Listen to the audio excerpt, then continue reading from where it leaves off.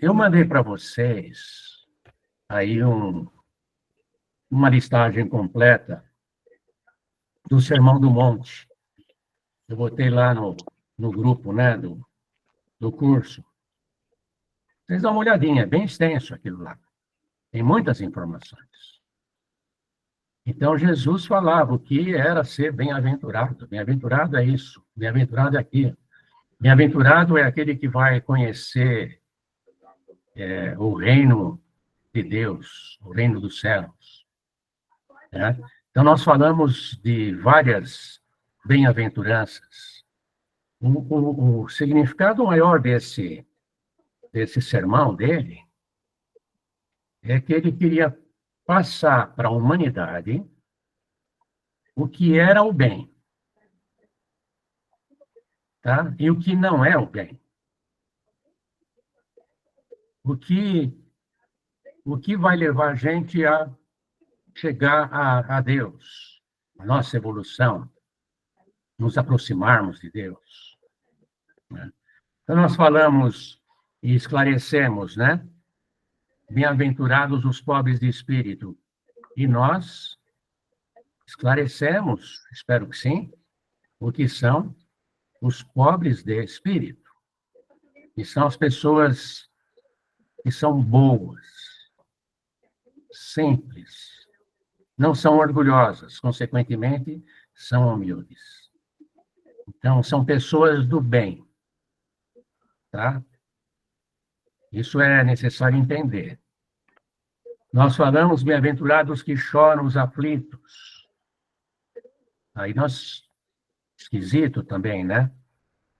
A interpretar isso, o Espiritismo interpreta de uma maneira exemplar. Os sofrimentos, eles não são frutos do acaso. Se nós trilhamos um caminho errado, ele vai trazer, provavelmente, a dor, e a dor pode trazer o sofrimento. Tá? Então, essas pessoas que sofrem é que estão aprendendo. Então, por isso que elas são bem-aventuradas, porque estão tendo a oportunidade de aprender. Mas Deus nos livre de pensar que nós temos que sofrer para a gente evoluir. O sofrimento é uma consequência do mal que nós fizemos. Tá? Nós falamos, bem-aventurados os mansos, porque eles herdarão a terra. Opa! Às vezes a gente... É bem verdade, o manso é aquela pessoa que é boa, que é calma, que é serena, mas que não é boba. Percebem? É a pessoa que leva a paz aonde vai. Uma pessoa boa de ser seu amigo, de estar com você. Então, ele está dizendo isso daí. Aquela pessoa que é raivosa, que é violenta, essa não é bem-aventurada. Essa vai passar por momentos difíceis. Tá fácil isso, né? Gravar os conceitos. Fala, Alessandro. Então, vamos cá entre nós. Nós estamos passando por um período, uma transição planetária. Eu vejo nessa frase do Cristo uma previsão justamente do mundo de provas e expiações para um mundo de regeneração. Quando ele diz que os mansos e pacíficos herdarão a terra, eu acredito que seja realmente quem permanecerá aqui na terra são os mansos e pacíficos. Não. A gente não pode generalizar isso, tá? Herdarão a terra, aqueles que viverão na terra do futuro serão os bons espíritos. Por quê? Porque os espíritos que estarão na terra estarão evoluindo, vão evoluir, tá? Mas o mundo de transição, eu nem gosto de falar muitos, porque tem tanta profecia por aí, né? Mas o mundo de transição é isso que a gente está com um êxodo de espíritos ruins, mas e os que ficarão na Terra vão ser só os mansos? Não, vão ser espíritos em condições de progredirem. tá? Então, a Terra que está sendo formada ainda vai ter muito espírito, cara, e a gente vai ter que ter paciência, ou seremos nós, né? Tá? Então, não é esse. Nós vamos partir para um mundo de regeneração, mas ainda não é um mundo de felicidade, sabe? Um mundo feliz. Vai ser mais feliz do que o atual. Mas é, é, é gradual. É gradual. Não estou dizendo que é impactante de repente, eu estou dizendo que é gradativo mesmo. Não, é gradativo, mas esse mundo, né, que você falou em transição, né? Sim. O que eu estou Que vai falando. levar, talvez demore séculos, mas... Isso, o que eu estou te falando é além da transição. muito felizes, né? Já no final do mundo de regeneração. Então, tenhamos paciência, porque serão muitos séculos. Sem dúvida. Tá bom. Então, tem aqui, bem-aventurados os pacificadores, porque serão chamados filhos de Deus. Porque, veja, isso nós já podemos fazer. Você está, às vezes, numa reunião, vamos falar reunião em família, e você sabe que você tem um irmão que é lulista, outro é Bolsonaro, um é preconceituoso, o outro é de outra forma, e aí junta e dá aquela baita confusão, ainda toma umas birita. E quantas reuniões... Eu lembro da italianada, quando você... desculpa aí, hein, tem italiano no pedaço. Mas meus parentes... Meu pai, os cunhados, etc., quando se reuniam, gente, não tinha uma reunião que não dava encrenca, entre tios e sobrinhos, sabe? E por pouco não saía as vias de fato. Porque algumas pessoas têm condições de ser, nesse momento, pacificador. Percebem? Que a gente possa ser esse elemento de pacificação. Alguém veio falar mal para você, você fica no meio de pessoas, em vez de você botar mais lenha naquela fogueira, você apaga.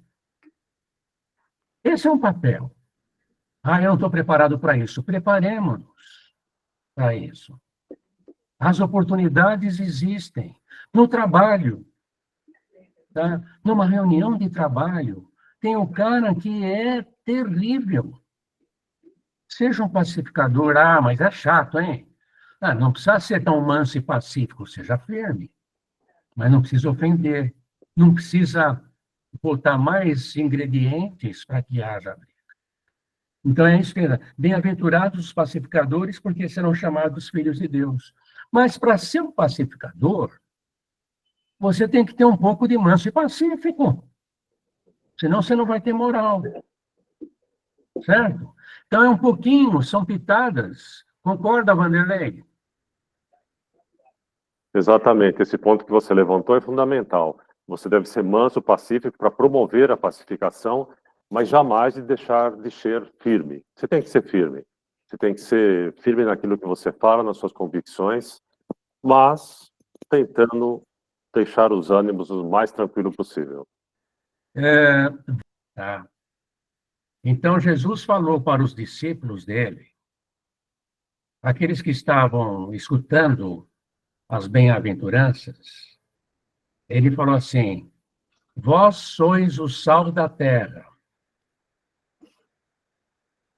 Ora, se o sal se tornar insípido, como lhe restaurar o sabor? Para nada mais presta. O que significa esse sal da terra? Aqui diz, analogamente, podemos dizer que o sal é útil na harmonização do sabor dos alimentos. Assim como os seguidores do mestre devem ser agentes da harmonia no seio da humanidade. Para que o sal passar... Júlio, Oi. Vamos pensar um pouquinho para que fique gravado na gente, sabe? O sal da terra, Jesus comparou com o sal da terra, porque se você tornar a comida sem sabor, sem o sal, é a mesma coisa do que você não seguir o que Jesus estava ensinando. Por quê? Se você usar demais o sal, você também estraga a comida.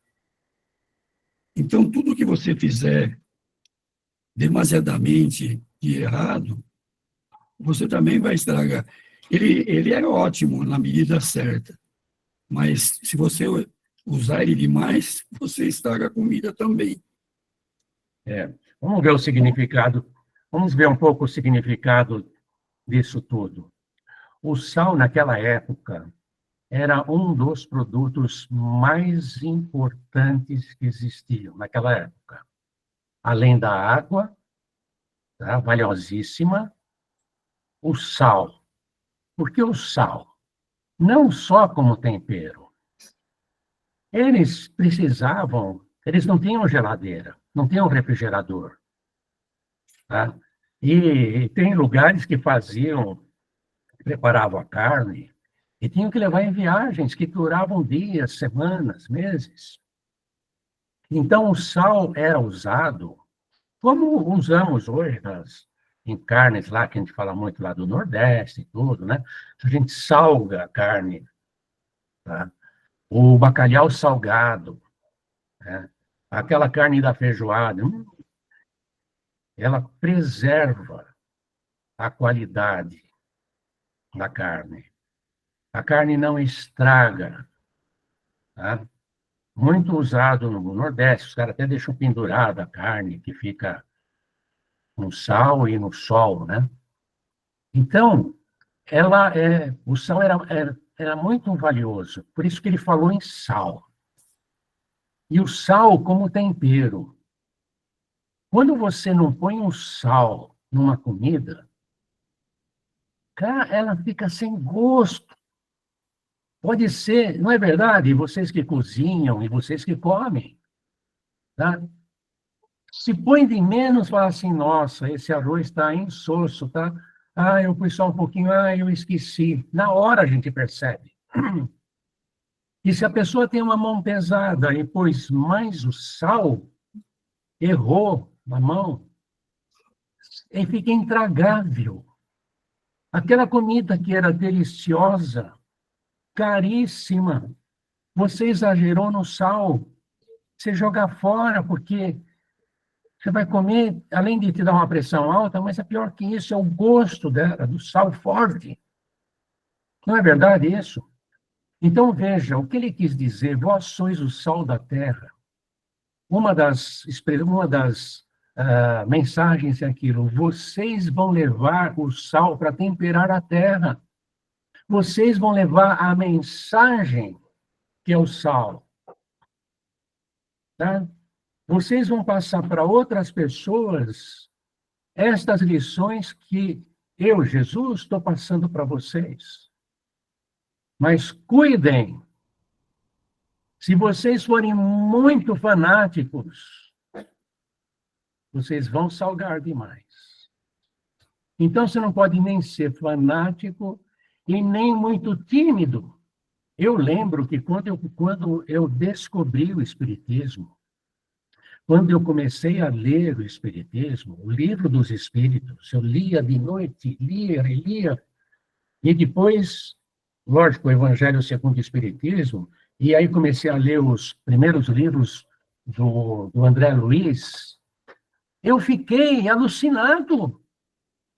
Eu era supervisor de uma área lá na GM, e eu queria passar aquilo que eu descobri para os meus funcionários. O que eu estava fazendo? Eu estava salgando a comida. Aquelas pessoas não estavam preparadas e nem queriam ouvir aquilo lá. E cada um tinha a sua crença, o outro não acreditava em nada. E eu queria enfiar na cabeça deles. Então, aqui a gente tem que ter aquilo que eu costumo falar para todo mundo, não é só para vocês. O equilíbrio. Não é porque eu tenho uma doutrina que é perfeita, que é lógica, que é tal, que eu acho que todo mundo precisa ter a mesma doutrina que eu. Então, Jesus fala assim, vós sois o sal da terra, levem, temperem toda a comida, mas na medida certa, sem ser fanático, mas saia por aí, tá? Então, olha a importância do sal, principalmente essa lição, que é usar na medida certa e ser o meio de temperar, que quer dizer equilibrar o gosto. Sermos equilibrados. Tem muita gente que é espírita e que tem a oportunidade de falar que é espírita e não fala porque tem medo. Sabe? Tem medo. Você não precisa doutrinar ninguém, mas você não precisa ter medo de falar que você é espírita. Né? Assim, não, eu gosto do espiritismo, tem boas lições, eu procuro aprender com elas. Né? Assim, na medida certa. Então, a gente não deve se esconder. E também não devemos ser aquele fanático que quer doutrinar todo mundo e obrigar. Nem o pessoal que vai no centro ouvir palestra, a gente não quer doutrinar. Não quer transformar. Às vezes você vai católico lá, vai protestante, vai ateu, e com o tempo ele vai tomar decisão. Ok? Isso dá uma palestra também, com mais, sabe, a questão do sal para garantir que a carne seja preservada, tem a sua lição também, tá? De você se preservar do mal. Né? Vamos lá, vós sois a luz do mundo. Ele falou para os discípulos, vós sois a luz do mundo. E, em seguida, não se acende a candeia para colocá-la sob o alqueire. O que vocês acham que quer dizer isso daí? Não esconder o conhecimento, tem que divulgar o conhecimento que se tem. Usar o aprendizado que você tem, né? Não ficar escondido, sem o exagero, que você vai cegar, tá? Mas começa com na sua família, com o evangelho no lar. Com seus filhos. Tem que falar assim, vou esperar meus filhos terem o livre-arbítrio deles, tá? Para eles decidirem que religião. A religião é uma coisa, mas o ensinamento moral não pode deixar para outro. A educação dos filhos cabe aos pais. Não é a escola, não.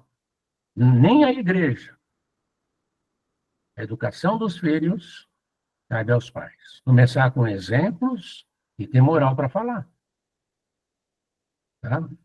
Então, vós sois a luz do mundo. Então, você acende aqui uma lanterna para iluminar o ambiente, mas você não vai botar embaixo da mesa, e não vai iluminar. Então, ele usava muito, né, dessas figuras, uma figura de linguagem, que é para a gente não esquecer. Tem uma outra lição, eu vou dar uma passada assim também, rápida. Entra em acordo sem demora com o teu adversário. Na apostila, pelo menos na minha, Júlio, está na página 51, isso daí. Ele está falando para que tem pessoas que são extremamente religiosas e vão na igreja, pagam o dízimo, levam a cesta básica, faz isso daqui, faz aquilo, mas tem inimigos, sabe? Às vezes tem um problema de ordem familiar que precisa ser resolvido. Então, Jesus estava assim, entra em acordo sem demora com o teu adversário. E ele fala assim, a oferta, em outras palavras, a oferta que você trouxe, que você deixou lá no altar, leva ela, deixa de lado. Vai conversar com o seu inimigo, com aquela pessoa que precisa restaurar um bom relacionamento com você. E depois que você fizer isso, você vem trazer a sua oferta. Então, a lição de Jesus, que é o que o Espiritismo pratica, é do amor ao próximo, amar ao próximo como a gente... fazer ao próximo o que a gente gostaria que fizesse conosco, e não fazer aquilo que eu não gostaria também de receber. Olha que medida legal. Então, Jesus está ensinando, e o Espiritismo usa essa lição para a nossa conduta no dia a dia. Se você tem algum problema de relacionamento, não complique mais. Já é o primeiro ponto. Não complique mais. Não responda às violências que você possa receber. Procure agir da melhor forma. Procure restaurar. Tá? Aqui vai um conceito, talvez de física avançada, de sincronismo, sabe? Todos nós estamos unidos uns aos outros. Os nossos laços familiares são os mais fortes. São ligações. Imaginam como se fossem, assim, raios luminosos unindo. Eu estou unindo com a Glaê, com a Cíntia, com o Lorival, com todos vocês. Com meus filhos, com os meus netos, com o pessoal do centro, com a EFA, sabe? Pessoal do trabalho, com a vizinhança aqui do prédio. Eu só vou ser uma figura plena,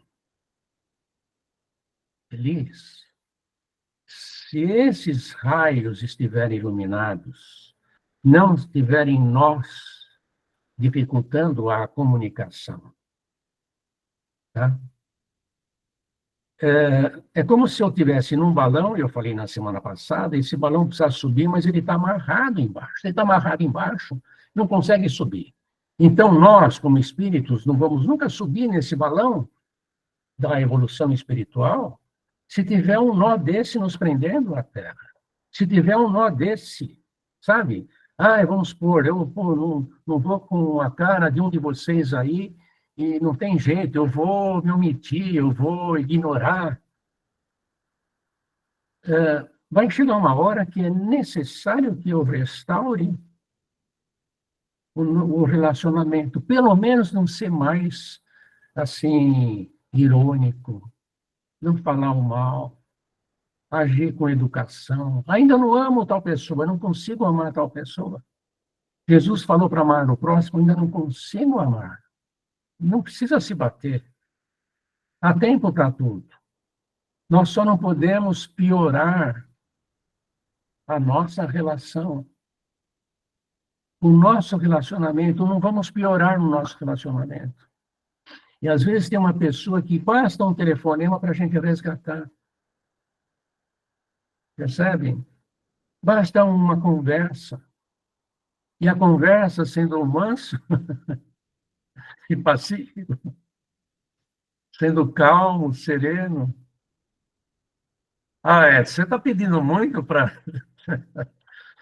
Não precisa se purificar, nada disso. Se fosse assim, não ia ter trabalhador nenhum, em nenhum centro espírita, nenhuma igreja, nenhum lugar. Todos nós temos pendências. Percebem? Então, não estão fazendo exigência, né? E cada um toma suas decisões. Mas cada um sabe que nozinho está lá para a gente desatar. Não é? Se teus olhos te fazem decair... isso aí eu já falei a semana passada, né? Esse é bravo, hein? Até eu falei, tira as crianças da sala aí. Falar dos olhos, dos braços, né? Ou seja, se a gente percebe algum mal que a gente esteja fazendo, é melhor a gente mudar. Porque senão esse mal vai fazer muito mais mal para a gente. Tá? Amar o próximo como a si mesmo, bem, isso aí é o conjunto geral, amar o próximo como a si mesmo. Muitas vezes nós somos egoístas. Algumas vezes somos muito egoístas, outras vezes somos um pouco egoístas. Então, esse é um trabalho que a gente deve fazer. Como eu falei, não preciso amar o próximo totalmente. Eu não quero fazer mal para ele. Eu não vou prejudicar. Então, eu não vou ser egoísta com ele. Eu vou dar meu tempo. Eu vou dar meu ouvido. Tá? Pequenas coisas. Anote no caderno de vocês. Eu pedi um caderno, eu tive uma aluna que ela fez um caderno exemplar. Tá? Até aqui, ó. E eu não estou querendo que vocês tenham inveja dela, não, tá? Mas está até aqui. Tá? Eu vou pegar, por exemplo, abrir ao acaso. Olha o caderno dela. Ó. Dá para ver? Tá? E com observações interessantes, sabe? Para ela, de coisas que, sem exagero, mas está todo o resumo. Eu pedi para ela emprestada, eu falei, deixa eu dar uma olhada no teu caderno, que deve ter coisas que eu falei, eu não lembro, né? Que naquela época eu não gravava todas as aulas. E agora eu estou vendo, falo, puxa vida, ela dedicou um tempo assim. Ah, não faz nada, não, ela trabalha fora, tem 2 filhos. E, então, vocês escrevam alguma coisa que vocês acham que vocês podem melhorar. Ó, eu também faço. Eu também estou fazendo. Ah, legal, legal. Sim. Você tá vendo as aulas que você perdeu? Eu tô tentando. Tá bom. Eu anoto tudo. O teu microfone está com muito ruído, viu? Vou trocar. Tá, só pode isso. Agora, o mais complicado é amar os vossos inimigos, gente. É pedir demais para nós, né? Amar os nossos inimigos. Tá? Que, sabe, são pessoas que são muito evoluídas. Para você, eu não digo amar os inimigos, é complicado, mas eu não preciso odiar a outra pessoa. Eu não preciso lançar para outra pessoa a vibração ruim. E aí vai aquela lição do perdão que eu falei na semana passada. Tá? Na lição do perdão. Honra a teu pai e tua mãe. Isso aqui está no capítulo 14, página 171. Esse é um capítulo que também mudou a minha vida. Tá? Mudou a minha vida. Outro, os olhos são a lâmpada do corpo. O que significa isso?